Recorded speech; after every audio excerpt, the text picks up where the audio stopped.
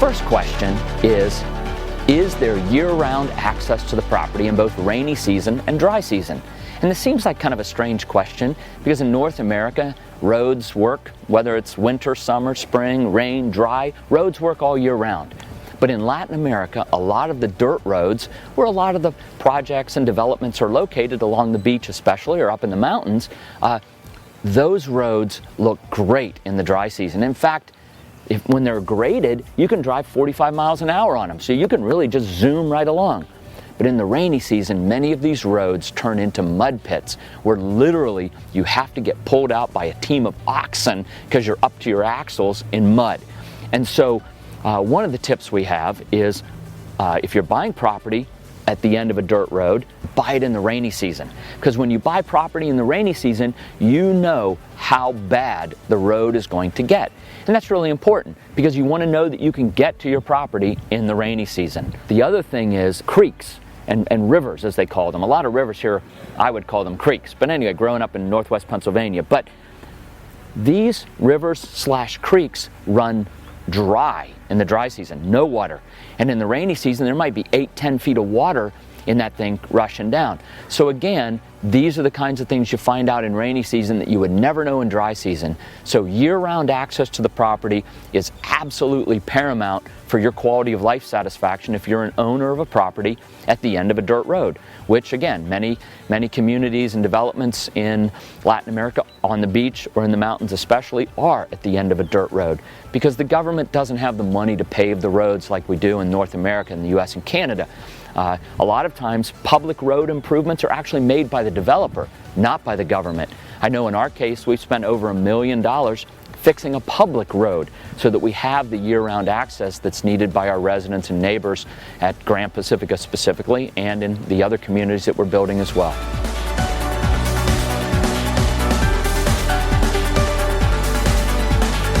A lot of times in this part of the world you'll hear people talk about distances in miles or kilometers. But that's irrelevant.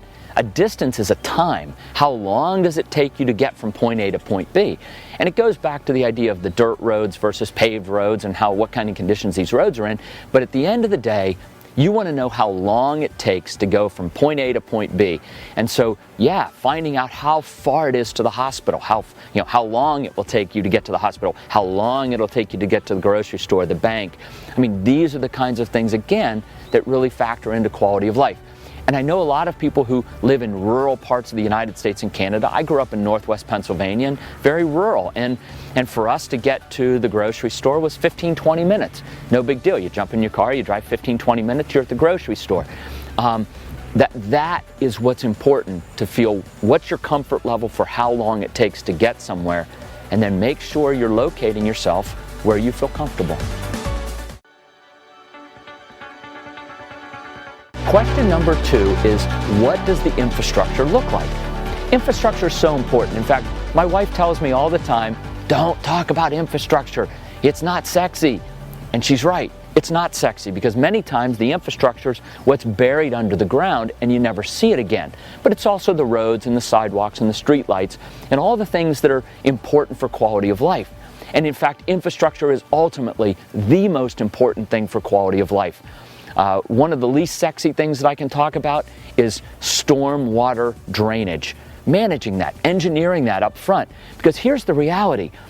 In Latin America, in the tropics, we get rains. And when it rains, it can rain 3 or 4 inches in 3 or 4 hours. And when it rains 4 inches of rain in 3 or 4 hours, you got a ton of water going wherever it goes.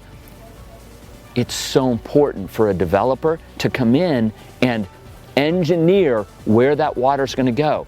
Put in the 24 and 36-inch storm drains under the streets to take that water and move it somewhere where the developer has decided it wants to go. Or the water is going to go where God wants it to go. And that might not be good for the home or the property that you have. If you're in the way of a big rushing wall of water every time it rains, that's not good. So again, infrastructure, so important, so critically important for your long-term satisfaction. Streets, right? Paved streets, dirt streets. What do you want? Make that evaluation. Buy what you see. If you go to a development and they've got dirt streets and you're happy with that, great. If they got above ground electricity and telephone poles and wires running, great. If you prefer underground, you need to see it. Buy what you see. It's so important. Gonna. You'll hear me talk about more and more as we go through these questions, the word gonna. Gonna is the easiest word in the developer lexicon. We're gonna put in underground utilities. We're gonna build a swimming pool. We're gonna build a golf course. Gonna. Gonna doesn't matter. Buy what you see. If the land has underground utilities, it's worth the price with underground utilities. If the land is bare and nothing there, well then it's worth raw land.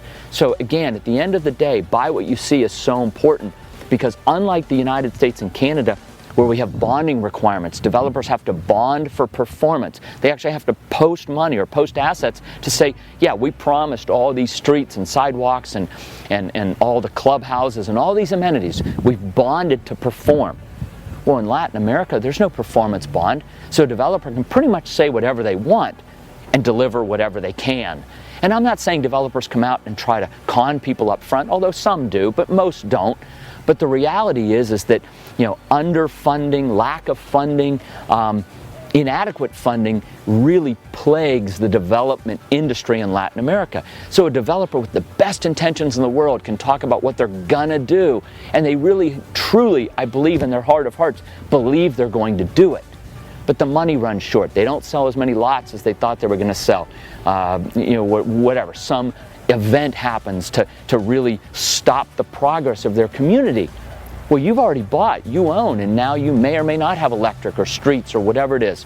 So buy what you see is probably the single most important aspect of the 15 questions.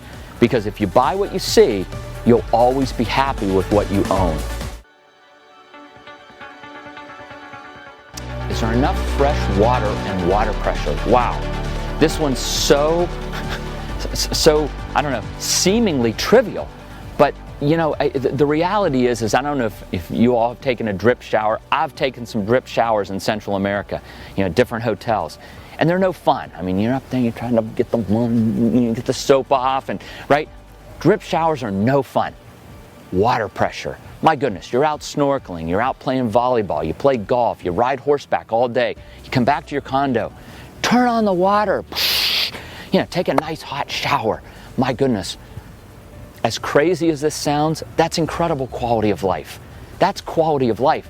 And it's, I think anybody can suffer through a drip shower for a week on vacation or a few days here and there. But if you own a home or a condo and you're going to live in this for the next 10 years, 15 years, 20 years, my goodness, you want water pressure. Water pressure is dependent upon the developer building the systems, the water systems, to produce it for you, the homeowner or the condo owner. So one of the simple tests we have is when you're visiting a home or a condo, go in, turn on all the faucets, flush the toilet, and see if there's water pressure. That's important in the long run. Again, seemingly trivial, but my goodness, I certainly love a shower with a lot of water pressure. Is the house or condominium plumbed with hot water? And coming from North America, I think many of us would scratch our heads and go, of course it is. But see, we don't know what we don't know. And what we don't know is this. We don't know that in many cases, only the master bedroom will actually have hot and cold water running to it. The guest bedrooms, the maids' rooms, even the kitchen has one single water pipe, a cold water pipe running to the faucets. And because of that, we don't check. So we get excited, we fall in love with a beautiful home at the beach or a condo or something like that. And then now we own it, and we come back and we, in our master bedroom, we've got it. And then maybe our in-laws or our kids come by or our grandkids come, and gosh, there's no hot water in the bathroom, Grandpa or whatever. And my goodness, how do you fix that after the fact? It's hard to fix it after. Can you? Yes, you can put in the Insta water heaters. You have to bust out concrete because most things in this part of the world are built out of concrete. It's expensive. It's inconvenient. It's just better to make sure that your home or condominium actually has two pipes running to every bathroom so that you have hot and cold running water. In fact, we have a great picture. The picture is where they've run a Y adapter out of the wall, up to the hot and cold water taps. And so, you know, and again, if you were just reading this without seeing the picture, you might think to yourself, okay, yeah, I walk into the bathroom, I turn on one side, there's water, I turn it off, I turn on the other side, put my hand under it on the hot side, and you'd say to yourself, yeah, that water heater's way over there by the garage. Whatever, I'm not going to stand here for 2-3 minutes and let this water get hot. Well, the reality is you could stand there for 2 or 3 minutes, 2 or 3 weeks, 2 or 3 years. As you see in the picture, that water's never getting hot. So again, the only way we know that there's hot and cold running water in a bathroom is to actually get down on our hands and knees and look under the sink and see if you've got 2 pipes coming out of the wall. We as North Americans would not think to do that 9 times out of 10. Again, we don't know what we don't know. So here are the questions. So let's go on to the next question. One question I get asked a lot is, how far is it to major medical care, both in the rainy season and the dry season, and in time, as we talked about in question number 1. I've been speaking at conferences for 20 years, and I have literally met and talked with thousands and thousands of people like yourself who are thinking about owning property in this part of the world. Medical care and the quality of medical care and the time to medical care is the single most asked question it's on everybody's mind, and it's probably the most important question as well, because in the end, medical care is what we worry about more than anything else. Yeah, we care about the nice weather. Yeah, we care about the beach if we're beach people. We care about golf if we're golfers. We care about, you know, the other amenities, the clubhouses and restaurants and the community, which is also very important. But what tends to be first and foremost on our minds when we're considering a move overseas is medical care. How good is it, and how long does it take to get there? Again, it's not the number of miles, it's the time to get there in the dry season, which will be much quicker because the roads are better, and in the rainy season, when the roads may not be as good. You know, the first thing we have to look at is, are there building requirements of any kind? You know, there are a lot of ghost towns in this part of the world, and what I mean by a ghost town is a developer comes in and they buy, I don't know, a mile of beach, let's say, and they chop that mile of beach up into a bunch of home sites. They put a road from one end to the other, to stick some telephone poles, run some electric down to the other end. And a typical way to develop is to develop 100 feet wide on the beach by 200 feet deep. And that gives you about a half an acre lot with 100 feet of ocean front. And typically, you know, people sell those for anywhere between, say, $100, $150 to maybe $400,000 or $500,000 in Costa Rica. And so you've got these half-acre ocean lots strung out for a mile, you know, 5,000 feet in a mile, 50 lots in a mile. So you have 50 lots running down the beach, you have 50 lots behind them, you have a road down the middle. And what we find all over Central America is that there's no homes. You might have an entire strip of lots that are all sold, and there's not a house in sight. And I always like to ask at conferences, I always ask people, I say, all right, who out there on this big long stretch of beach wants to be the first house out there all by themselves? And maybe one hand goes up, but usually not. And if a hand goes up, I tease them, and if your hand went up, maybe you're a Robinson Crusoe. But you know what? Most people aren't. Most people want neighbors, friends, activities, things to do. And these mile-long stretches of beach that just simply have no homes are going to be ghost towns for many, many years, probably decades, because it takes a long time for the first people to come and decide they want to build a home out there all by themselves.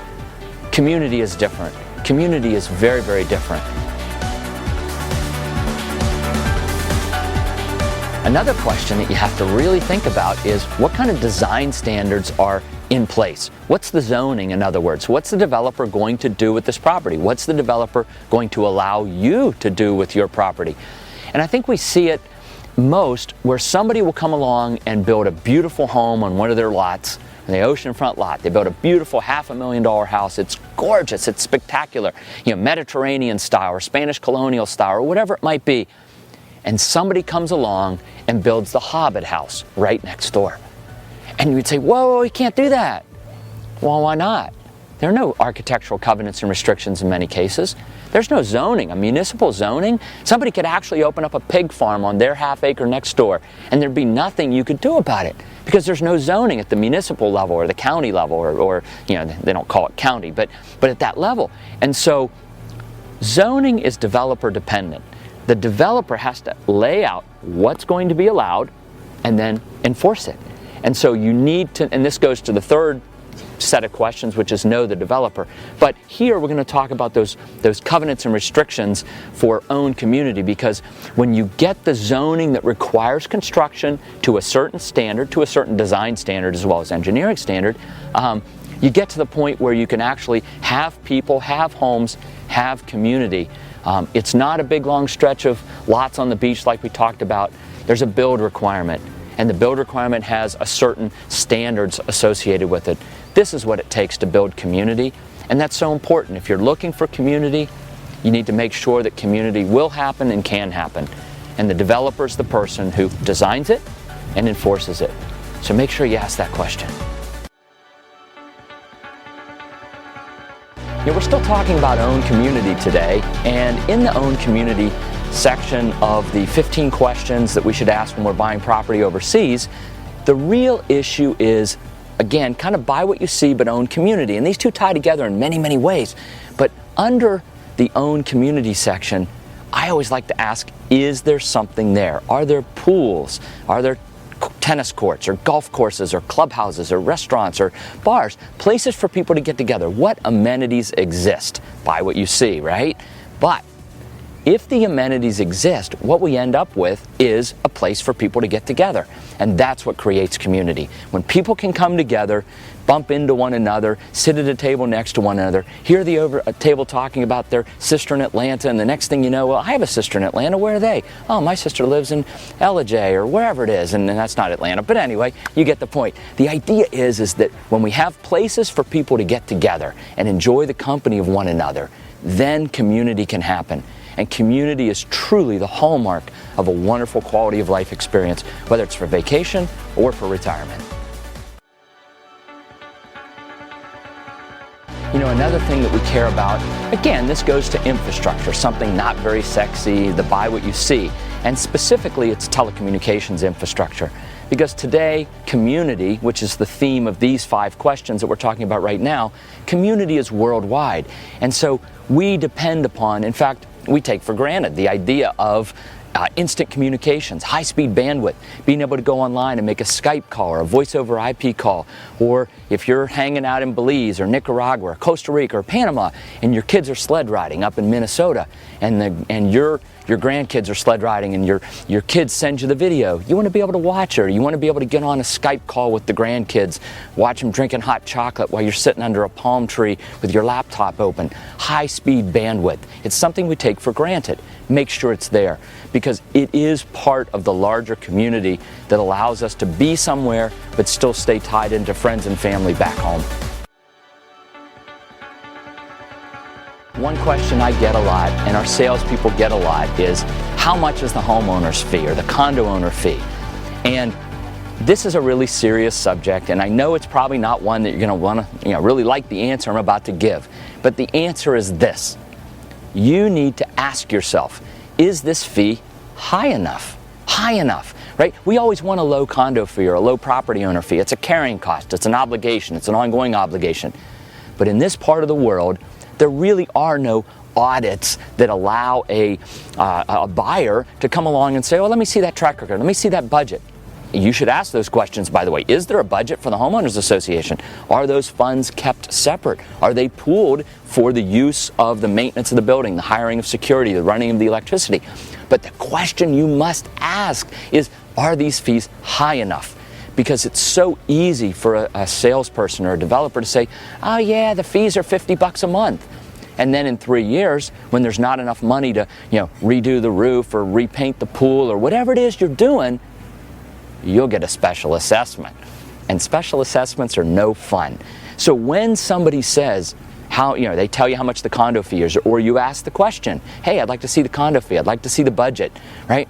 You need to kind of noodle out, take a pencil out, kind of think about it and say, all right, I'm going to noodle on this, and come up with what I think it would really cost to maintain this property, these common areas, these amenities.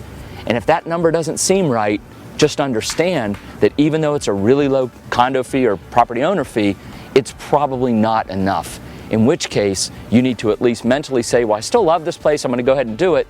Or maybe these guys are pulling my leg a little bit and they're just saying what they need to say to make the sale happen.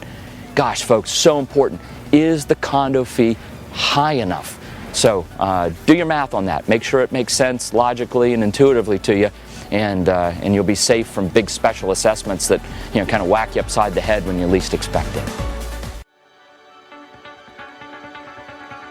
Another question I get is, where's the future of the development? What's happening? Is this whole thing going to get turned into a big parking lot? Are we going to asphalt over everything? Are we going to put up tall buildings everywhere?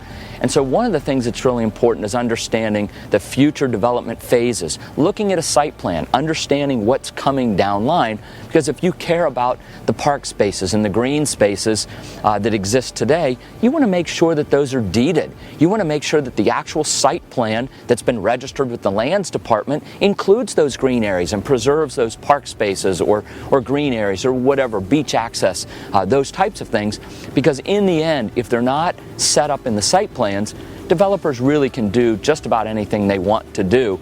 And so you want to make sure, A, that they're on the site plan, and B, that they're somehow recorded so that you are protected with your investment to end up with what you think you're buying at the front end.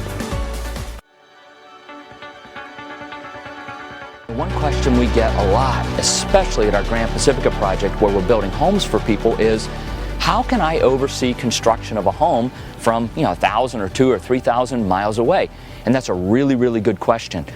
One of the things that we have to look at when we're buying property overseas is the notion that we're probably not going to be there when it's being built. And so what are the protections in place to verify that the plans that I've agreed to, the designs that I've agreed to, are being met and kept in accordance with my wishes? Well, most development companies will have somebody or some process in place. Ask about it. Who's going to do it? How are they going to do it? Are they going to take pictures and email them to me? How often are they going to take those pictures and email them to me? And then you, the buyer, should plan to come down at least 3 or 4 times during this building process to come visually inspect it yourself. I'll tell a funny story about me. Again, a lot of these 15 questions, the lessons I've learned, have been lessons that I've paid the price to learn. So I built a house in Managua where my family has lived for the last 12 years. And so we built a beautiful home, and the house is getting done, the kitchen cabinets are in, the bathrooms are in, and we're walking through, kind of like a pre-walk through, and we walk into the master bedroom, and there's a hole in the floor. And we're like, when's our tub coming, Dora? Like we had this like a jacuzzi tub in our master bathroom. I'm like, so when's the tub coming, Dora? She goes, you didn't order it. I'm like, what do you mean we didn't order it? She says, you didn't order it. You didn't buy it yet. I'm like, what do you mean? She says, well, you need to order it. You need to buy it. It's not included. I said, what do you mean it's not included? It's on the plans. Look, right here is a picture of this tub. And she says, yeah, but it's not included. There's a picture of a pickup truck in your driveway too in the architectural plans, and it's not included. Okay, guys, I'm just telling you. We don't know what we don't know. Coming all the way back to the beginning, we don't know what we don't know. The tub wasn't included. I didn't know the right question to ask. Hot tip, you know what else isn't included in a house in most of Latin America? The internet cable, if you don't go Wi-Fi, the actual cable or TV cable running through the walls to your outlets. That's not included either. No big deal, it doesn't cost very much if you buy it while they're building the house. If you wait till the house is done, then you can have people climbing around up in the ceiling or punching holes through concrete walls, running conduit where there isn't any conduit. That's expensive. The other thing that happens is things like the fans. The fans may not be included because even though they're on the plans, you may still have to go out and buy the fans, the lights, the different fixtures. Well, certainly fixtures you would have to buy, although I think in North America there's probably a package that comes standard. So if you're buying a house in Latin America, or you're building a house, not buying a house, but you're actually going to build a house from the ground up, you need to know these things. Now, some companies like ours, we put these packages in. We consider all of those things standard. But when you're shopping for price, a lot of times people say, oh yeah, we can buy a house in Nicaragua for $50 a square foot. Well, that's true. It doesn't include, most of the things that we would say finish a house. So again, apples to apples comparison. If you want soup to nuts, make sure the developer or the contractor is going to give you soup to nuts and actually put the things in the house that we as North Americans expect to be there when we walk in and have our furniture moved in to come enjoy the home that we've just purchased.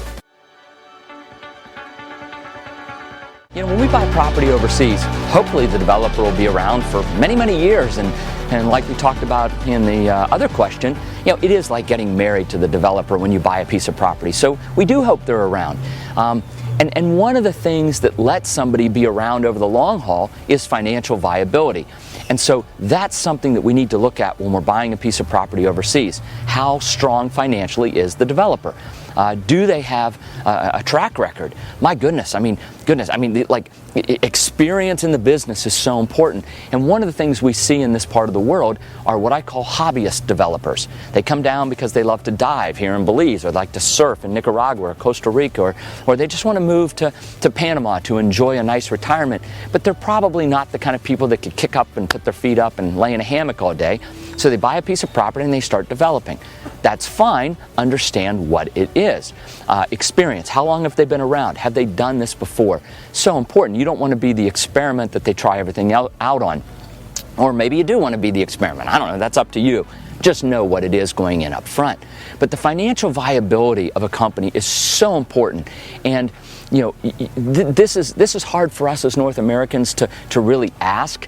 But for example, if you go and a developer's telling you about the golf course they're gonna build, we're gonna build a golf course, or we're gonna build something, you have the right to say, hey, Mr. Developer, print out last month's bank statement, and let's say it's a golf course, and a golf course costs, $4 or $5 million to build 18 holes, at the low end, right? So you say, just show me December's bank statement. And if you see $4 or $5 million on the bank statement, great, he's got the money to build a golf course. If he's got a few $100,000, you have the right to ask the developer, well, how are you gonna build a golf course with $200,000?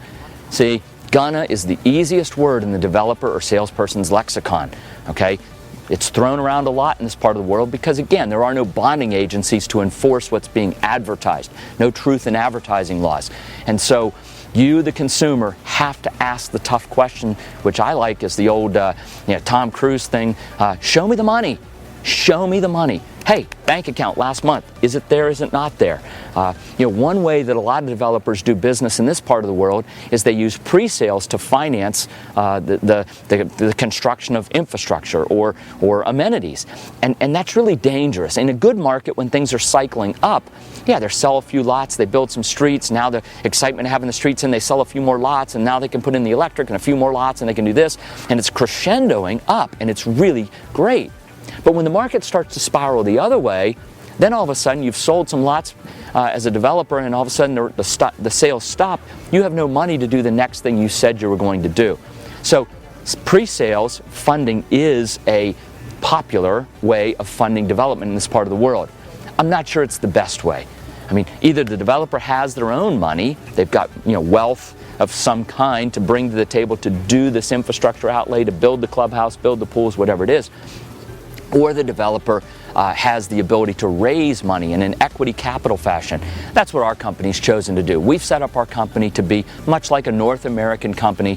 We have shareholders, we raise equity, we take that equity and we actually do what we say we're going to do with it. And we have done what we said we were going to do for the last 16 years. And that's really the second part of the question, going to track record. How long's the company been around? Have they done what they said they were going to do? Can you go back and look at the documentation from 15 or 16 years ago? Look at the very first flyers that they published. Maybe it's 3 years ago or 5 years ago. Hey, let me see that very first flyer you put out. What'd you say you were going to do? Here you are 5 years later. How much of these things can you say, yep, yep, yep? So important. Track record. Have they done what they said they were going to do? Do they have the ability to do what they say they're going to do? And that usually involves money. Ask the question. Be like Tom Cruise. Show me the money. Show me the money.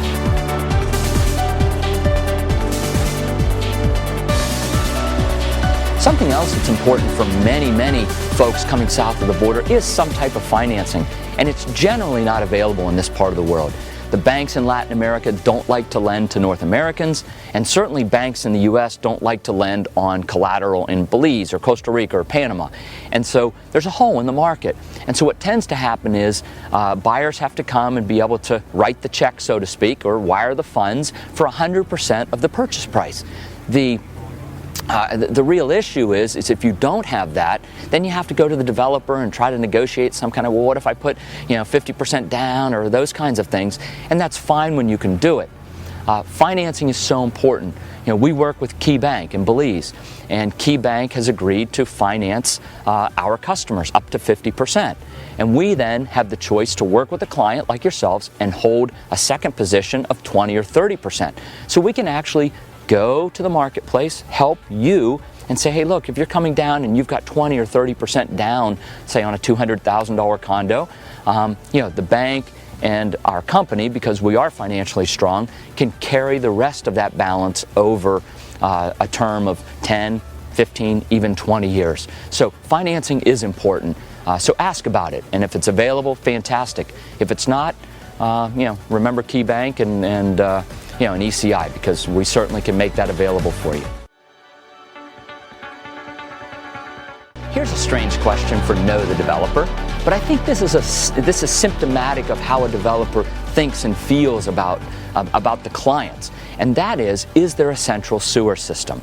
So important in this part of the world, because if there's no central sewer system, what the developer is doing is pushing the cost of managing waste to you, the consumer. And depending on where you are. I mean, here we are in Belize. You can see the sand behind me. The soils here on the island are very sandy. The soils in much of Belize are sandy as well, alluvial. But on the Pacific side of Central America, whether it's Nicaragua, Costa Rica, or Panama, it's a totally different soil type. It's a heavy, thick, expansive clay. And that clay in the dry season will take a lot of water. But in the rainy season, when it's saturated, will take no more water. And so putting in a sewer system that's environmentally safe and sound costs a lot of money, or a septic system, in your property, because you've got to actually dig out a bunch of the clay, put in a bunch of the sand, and it costs a lot of money. So what's happening is yeah, you might get a great deal on your lot, but how much is the septic system going to cost? And remember, and this is like a yucky topic, so I hate to even talk about it, but we're going to talk about it because this is all about due diligence and making sure you know the right questions to ask. A really conscientious developer will enforce an environmentally safe septic system implementation on the part of the homeowners. But, a lot of stuff's a little loosey-goosey out there, and so, or even the developer's not around. I mean, the developer sold off 100 lots on the side of a hill, beautiful oceanfront lots at the bottom, beautiful view lots on the top, and kind of everything in between. But the developer's gone, and now you've got 100 owners who all own properties, and it's up to you to put in the right sewer system, septic system. So your developer comes along and says, yeah, we put a tank over here, we run a couple lines, pop, pop, pop, pop, pop. That's great if you're at the top of the hill. But what if you're 3/4 of the way down the hill and the people behind you put in a septic system that's not quite functional? Dry season? No problem. Rainy season, when the soil's saturated, everything comes up to the top and runs downhill. Again, if you're at the top of the hill, who cares? But if you're anywhere else on that property, it really might be a yucky situation.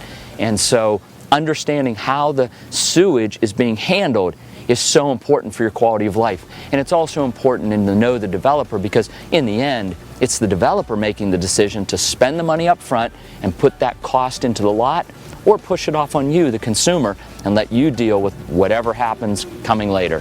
Ask the question. That's an important but very yucky question.